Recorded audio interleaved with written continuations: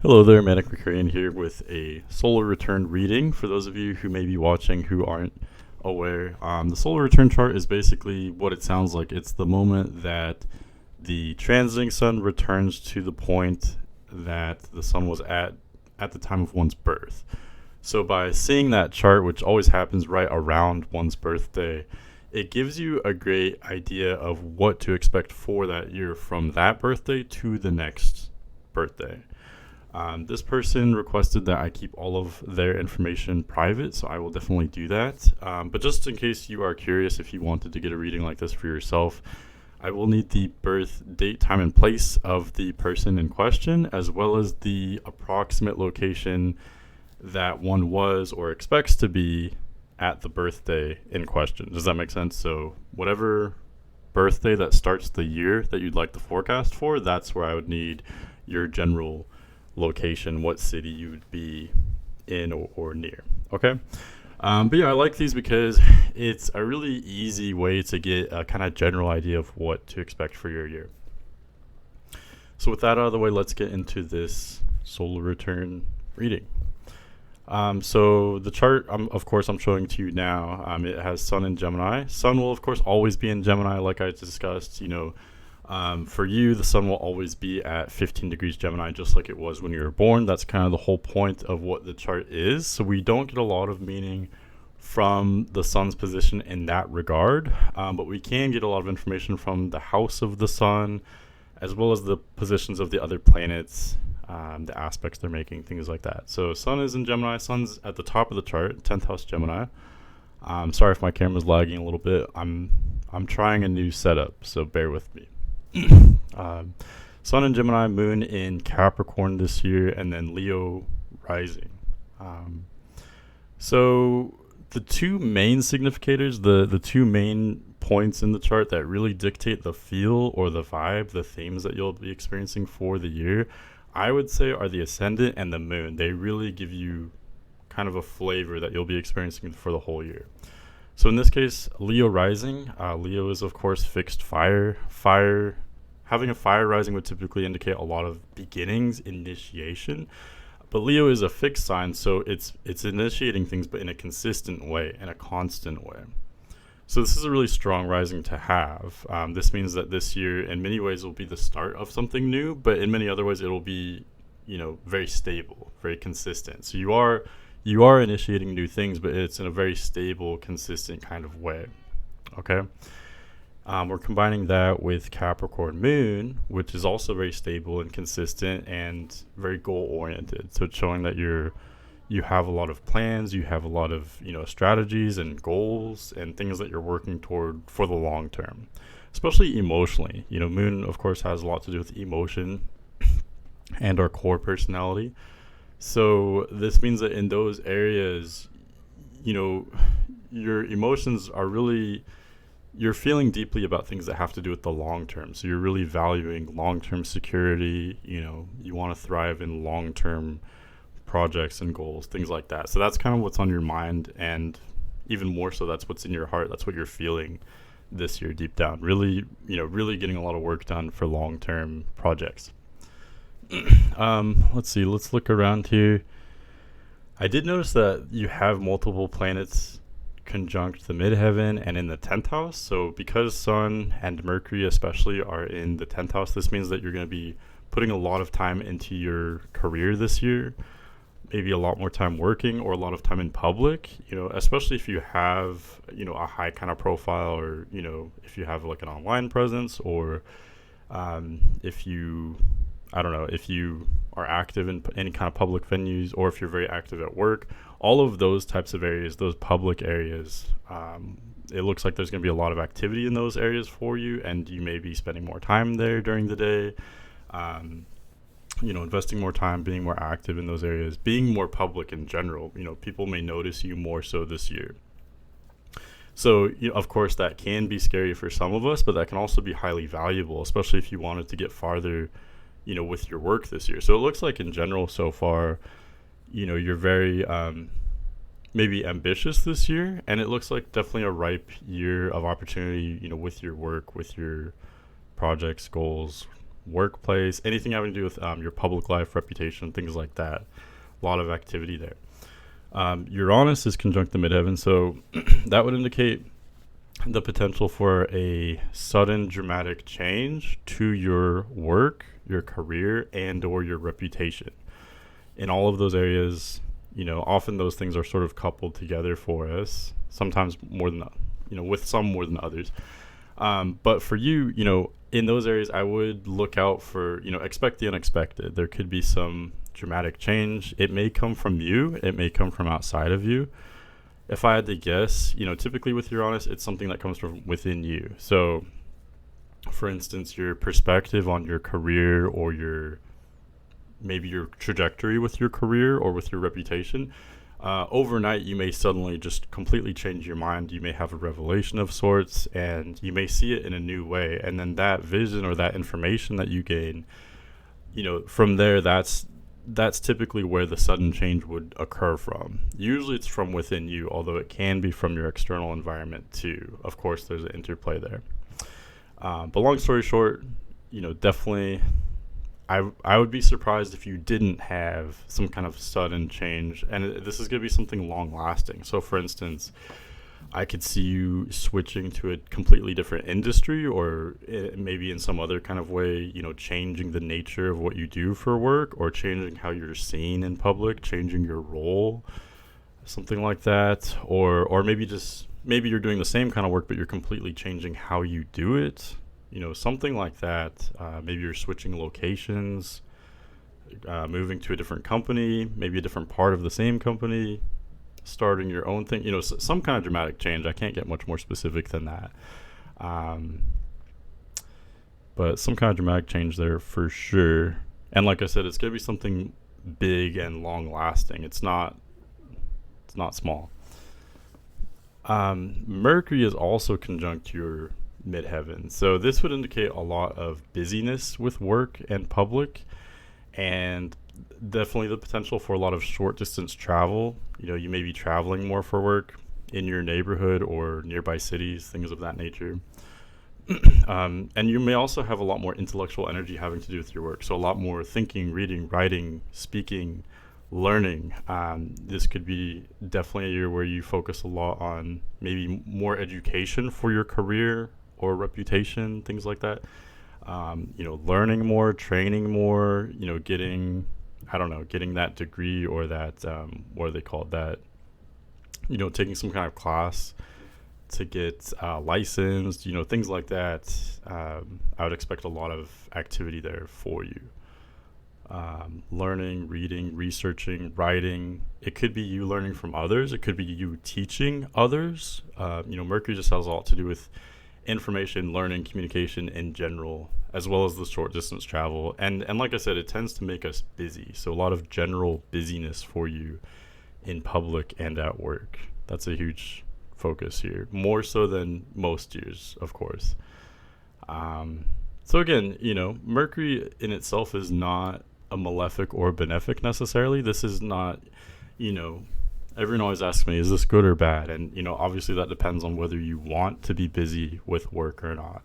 I would say embrace it. This is, you of course have free will. You can use this, in different ways. You can use this busyness and this kind of learning energy however you want, and apply your free will to it. Lastly, I think I touched on this, but Sun is in the 10th house. This just shows that, that's 10th house is career and public. We're still talking about that kind of arena of the chart. And, Sun being in this area just shows that that's where your power is. That's where your energy is generally this year. You're spending a lot of time in public and at work. And sorry, this is so laggy.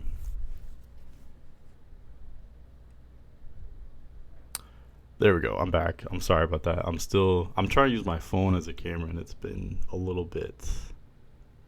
better, but it's a little bit rough. So yeah, a lot of time, energy, a lot of focus on career and public. And of course too, I haven't looked at your natal chart, so this may be an energy that's very familiar to you and that you will embrace naturally. And if you have a more introverted or home oriented chart, this could be very unfamiliar. It really, how this affects you does depend largely on your natal astrology and what you're used to, and your free will, of course, too. Is this something you want? But either way, whether you want this or not, you will be more public. Others will notice you more. So I would say, might as well take advantage of it. Okay, let's kind of jump around to a different area. These readings are really brief, but there are still a couple areas that I did want to talk about. So your Venus and Mars are, I was going to say they're in the same place, but they're both in a similar place in the chart. They're both in 12th house Leo. So this is almost a little bit or in astrological terms, it seems contradictory. Venus and Mars have a lot to do with the desire, romance, attraction, desire. Mars is more like the drive and ambition. But together, it's you can look to Venus and Mars for what you'll be wanting this year, what you'll be desiring, what will be attractive to you, what you'll be attracting through your attraction. It's all about, attraction both ways. So on the one hand, Venus and Mars in Leo would show that you're very confident about what you want. You're very forthright. You know exactly what you want. You know how to get it. You have this kind of fiery, confident, outward attitude and approach to getting what you desire. So generally speaking, I think this is a really great place to have these planets. This would show that you're a go-getter. You're making stuff happen. You're getting what you want. Generally speaking, of course, that's kind of, you can apply that to many areas. But on the other hand, what's interesting is that this is in the 12th house, so this is a very kind of private, reclusive, hidden part of the chart. So combining these is very interesting, and honestly, it's a bit of a challenge for me as an astrologer. On the one hand, you may be very confident and outgoing about what you want, but it may happen in very subtle or hidden ways. It may happen in secretive ways. Does that make sense? So in other words, what you're wanting this year, as confident as you may feel about it, you may be wanting things that are very abstract in nature. What you're wanting is a feeling. It's a state of mind. It's something from within you. It could, a lot of it could have to do with spirituality. So what you're wanting may have a lot to do with having the time to relax and meditate. That may be an area that's extra attractive for you this year. Giving yourself time to unwind and be alone and process things. I think that could especially be great considering that, we've already established this year, it looks like you're going to be spending a lot of time in public. So if you could combine that with time alone or, time in peaceful environments where you can unwind and reflect, this shows that not only will you be wanting that type of theme this year, but also doing these will be extra rewarding for you, and it will help you to connect even more so with what you want, if that makes sense. So in a way, it may be a bit fleeting, it may be a bit confusing, but on the other hand, at the same time, it's very consistent. Hopefully, I'm not contradicting myself too much. What else? Venus and Mars in Leo also shows what you're attracting. Maybe, you're wanting that confidence. You're wanting that outgoing energy. So when I say that, that applies to many areas, like the pastimes that you prefer may be more outgoing in nature, but also the people that you prefer to be around may be outgoing too. But like I said, there's this combination of the outgoing Leo energy, but it's hidden, it's fleeting, it's locked away. Does that make sense? With this reading, just like with all my readings, if you have any questions or if you need clarification, please ask me at the end. I'd be more than happy to say something in a different way or expand on something, etc. The last main area I wanted to talk about is Saturn. Excuse me. Saturn's I think, an interesting place. Saturn in your chart here is in 7th house Pisces. I mostly would get meaning from the house of this. So 7th house has a lot to do with relationships, one-on-one relationships. If you have a romantic partnership, if you have a business partnership, if you have a best friend, if you're very close to one particular family member, those types of one-on-one relationships. Saturn being in this area indicates that there may be challenges or delays with these partnerships. The people that you attract may be a little bit authoritative or strict or stern, Saturnian basically. And then also your current relationships may take on that energy as well. So you may have to, there may be more responsibility for you with relationships this year. You may take relationships very seriously. The descendant is also ruled by Saturn. So, it shows that you're taking a very disciplined, mature look to who you interact with on that partnership type of level, romantic or otherwise. You're wanting, if you do choose to involve yourself with someone, you're wanting to really invest in those relationships. So that's why you're taking those so seriously.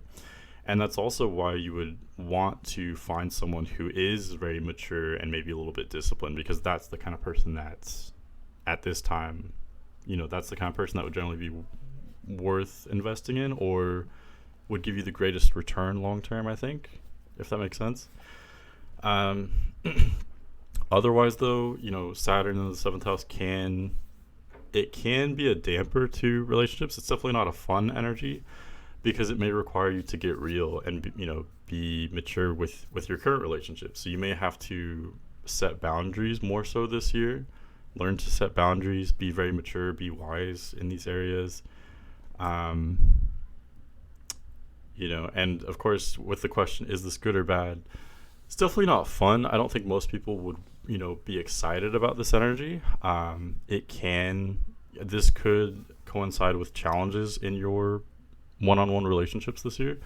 But this isn't the worst thing either. This may be really great, for finding relationships that are really good in the long term that you can truly invest in, finding people that are real and responsible and mature. So definitely not like fun and exciting, but this can be, really great for maybe setting up a really great situation for you and your relationships in the long run, in the long term.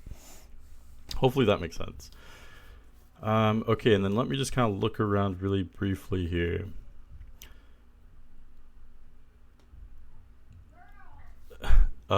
Jupiter and the North Node are in the ninth house. I wanted to talk about that. So this shows huge abundance and potential good fortune, great potential in general in the area of higher learning. And I think this is interesting because we already talked about how, there's this potential for a lot more learning with your career and your reputation. So I don't know if it's part of it or maybe separate, but there's also this really great outlook for you this year with higher learning. So anything having to do with the university, philosophy, learning about the world, it could be a formal like education, going to classes. It could also just be like learning from life, pondering philosophy. What else? Or, anywhere you go for learning or philosophy. Definitely the university. Historically, it was more so the church. You could also learn online. You can learn from nature. Wherever you go to learn about the world and ponder things, that is a really optimistic, exciting area for you this year that has a lot of potential. So you could definitely learn a lot this year in many areas. Okay, and I'm going to finish this reading by addressing Neptune really briefly. Neptune is in the 8th house. 8th house does have a lot to do with finances, investments, investing, especially investments that you are doing with other people or that affect other people. So, like the area of roommates or like bank accounts, things like that, banks, stocks, credit cards, all these areas. Neptune is in this house that has to do with these things. So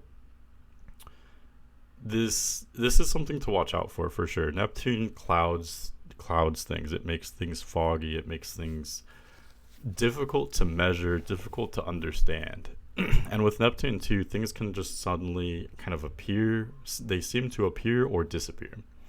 So I would just say to be extra cautious with your finances. And like I said, it's not so much your income that's the area to look at. It's not the money that that it's not the direct deposit. It's not the money in your wallet. It's more so those investments,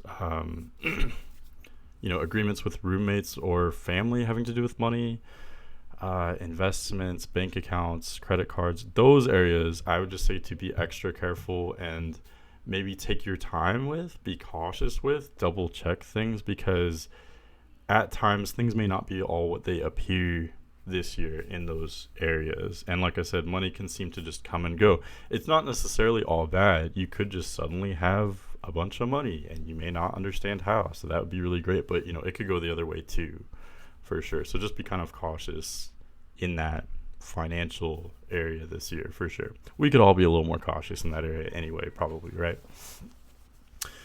Okay, so that was my take on your solar return and a little bit of brief information about what to expect for this year. So I hope you got something out of that. Anyone else who's watching who may want a reading like this or a different kind of reading, you can email me, manic.mercurian@gmail.com. It's in the description. I know I said that fast. Or you can also go to my website, manic.mercurian.net, and then purchase readings directly through there if you want. Okay, but thanks for watching and thanks for this reading request. I hope you have a great year, and I'll see you later.